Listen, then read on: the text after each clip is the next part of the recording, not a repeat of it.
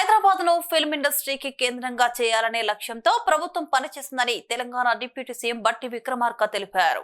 ప్రజా గాయకుడు గద్దర్ కళల ద్వారా సమాజానికి తన జీవితాన్ని అర్పించిన మహానుభావుడని కొనియాడారు. డిప్యూటీ సీఎం తెలుగు సినీ పరిశ్రమకు తెలంగాణ ప్రభుత్వం పూర్తి ప్రాధాన్యత ఇస్తుందని డిప్యూటీ సీఎం బట్టి విక్రమార్క స్పష్టం చేశారు. గద్దర్ ఫిలిం అవార్డుల మీడియా సమావేశంలో ఆయన పాల్గొన్నారు. ఉగాదికి గద్దర్ ఫిలిం అవార్డులు అందిస్తామన్నారు డిప్యూటీ సీఎం బట్టి విక్రమార్క.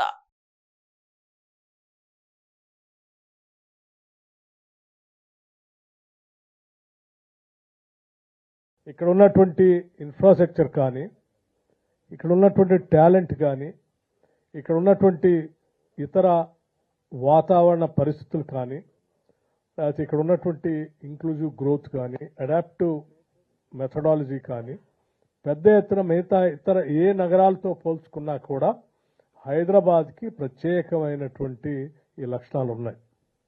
సో ఈ హైదరాబాద్కు ఉన్నటువంటి అనుకూలమైనటువంటి వాతావరణాన్ని పెద్ద ఎత్తున మనం అనుకూలంగా మలుచుకొని, పాజిటివ్గా మలుచుకొని, దీని ద్వారానే హైదరాబాద్ నగరాన్ని ఒక ఫిలిం ఇండస్ట్రీ హబ్గా మార్చాలనేటువంటి ఆలోచన, దృఢ సంకల్పంతో ప్రభుత్వం ముందుకు పోతుందని ఈ సందర్భంగా మీ అందరికీ మనం చేస్తూ ఉన్నాం.